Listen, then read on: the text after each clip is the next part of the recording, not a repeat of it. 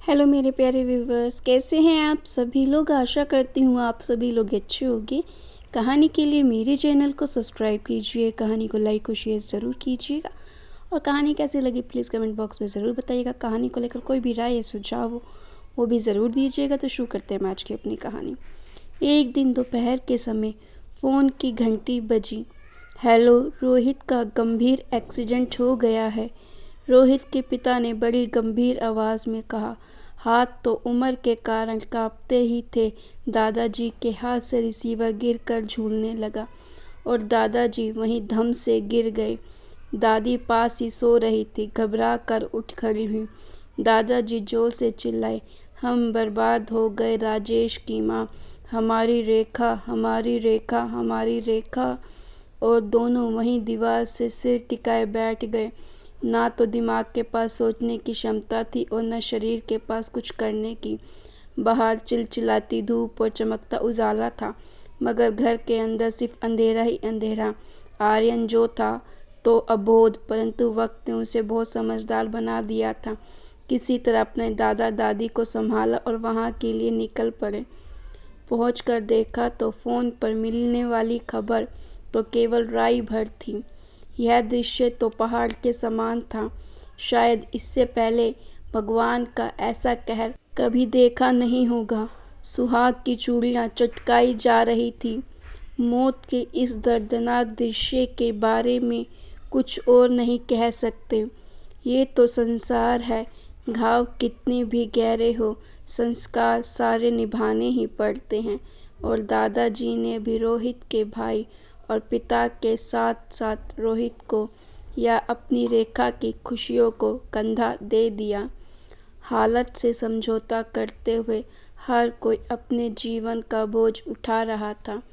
आखिरकार दादाजी ने अपनी रेखा को सास ससुर को सौंपते हुए किस्मत के हवाले कर दिया। रेखा जो अब ना कुंवारी थी, ना शादीशुदा, ना पत्नी, ना कुछ और, केवल एक माँ रह गई थी और मुन्नू को माता पिता दोनों का ही प्यार दे रही थी। उसकी तपस्या से शायद भगवान को दया आ गई। उसके सास ससुर रेखा और मुन्ने पर अपनी ममता का खजाना लुटाने लगे। सुबह जब स्कूल का बस्ता जमाने के लिए आर्यन ने कैलेंडर पर नज़र मारी तो दौड़ता हुआ दादी के पास गया। दादी, आज तो 16 मार्च है। दादी, तो मैं क्या करूं? मैं तो तुम्हें मार्च वार्च नहीं जानती, सीधे सीधे बता आज क्या है? दादी, आज हमारे मुन्नू का जन्मदिन है। दादी के जैसे सारे घाव हरे हो गए, मगर आर्यन का उत्साह देखकर अपने आंसुओं को अपनी पलकों में ही कैद कर लिया।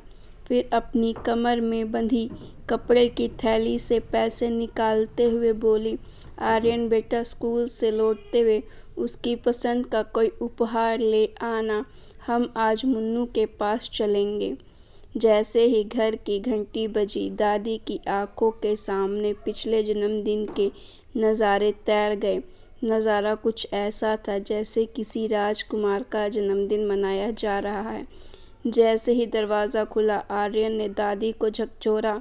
दादी, दरवाज़ा खुल गया है, और वो वर्तमान में लौट गई। रोहित की माँ ने दरवाज़ा खोला। वह पहले की तरह शांत और खुश दिखाई देने का प्रयास कर रहे थे, मगर उनकी यह खुशी उनके गम को नहीं छुपा पा रही थी। मुन्नू दौड़कर उनकी गोद में आ बैठा, उपहार पाकर नाचने लगा। जब मुंह मीठा कराने की बारी आई तो रेखा की देवरानी मिठाई की प्लेट ऐसे पटक कर गई मानो कह रही हो कि पेट भरने के साथ साथ जन्मदिन की मिठाई की फिजूल खर्ची भी ज़रूरी थी। घर का सारा खर्च अब रोहित के भाई पर आ पड़ा था। रेखा केवल एक नौकरानी का खर्च बचाने जितना सहयोग कर पाती थी। दादाजी ने 1000 बहाने बटोरे। हम बूढ़े हैं, अकेले हैं, आर्यन भी छोटा है, पास में ही एक स्कूल है, मुन्नू वहाँ पढ़ लेगा, वगैरह वगैरह। और रेखा के सास ससुर को उन्हें वहाँ से ले जाने के लिए तैयार कर लिया। रेखा की देवरानी ने भी उसके सास ससुर को यह निर्णय लेने में भरपूर सहयोग किया। मुन्नू के जन्मदिन के साथ साथ रेखा और मुन्नू के नए जीवन का नया दिन शुरू हो गया। अगले दिन वो लोग वहाँ से चले गए। अब घर में सब पहले की तरह रहने लगा। बस रेखा की माँ नहीं थी और मुन्नू अपने भविष्य के सवाल लेकर घूमता रहता था। एक दिन दादाजी ने बड़ी हिम्मत जुटाकर रेखा से उसके विवाह की बात की, परंतु उसके लिए रोहित को भुलाना आसान नहीं था। उसके बाद दादाजी ने भी इस विषय को नहीं छेड़ा। कुछ ही सालों में आर्यन की शादी हो गई। मुन्नू स्कूल जाने लगा। कुछ कृपया आसपास की महिलाओं ने कर दी। वह रेखा को कुछ कपड़े सिलने को दे जाती थी, जिससे उसका मन भी बहल जाता था और कुछ आमदनी भी हो जाती थी। सब जिंदगी को आसान बनाने का प्रयास कर रहे थे और कुछ हद तक जिंदगी आसान हो भी गई थी। रात बहुत हो चुकी थी। रेखा अपना काम खत्म करके सोने जा रही थी। तभी आर्यन के कमरे से निकले शब्दों ने रेखा को बरबस अपनी ओर खींच लिया। सुनो जी, मुन्ना बड़ा हो रहा है, उसकी पढ़ाई का खर्च बढ़ता जा रहा है। रेखा दीदी क्यों नहीं समझती कि पहाड़ सा जीवन यहाँ कैसे कटेगा। आर्यन की पत्नी के शब्दों में रेखा और मुन्नू के लिए बोझ के भाव थे। दादाजी, एक दिन आप मेरी शादी की बात कर रहे थे। अगली सुबह रेखा ने दादाजी को चाय का कप पकड़ाते हुए कहा।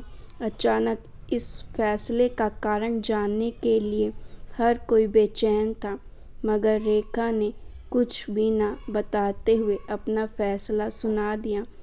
कुछ ही महीनों की मेहनत के बाद दादाजी ने उसके लिए एक ऐसा घर खोज लिया जहां रेखा खुश रह सकती थी और उसकी विदाई का वो दिन आ गया। कुछ रस्मों के बाद विदाई का दृश्य देखते हुए रेखा की नई सास ने अपना सुर ऊंचा करते हुए कहा, सुनो जी, यह मुन्नू कहाँ चला आ रहा है। रेखा के साथ हमें अपने बेटे के लिए बहू चाहिए। अपने पोते के साथ किसी और की हिस्सेदारी की ज़रूरत नहीं। एक ही पल में सन्नाटा छा गया। हर कोई बात संभालने की कोशिश कर रहा था, मगर शांति देवी टस से मस नहीं हुई। अचानक सबकी आंखें सीढ़ियों पर पड़ी। सामने रेखा सीढ़ियों से उतर रही थी।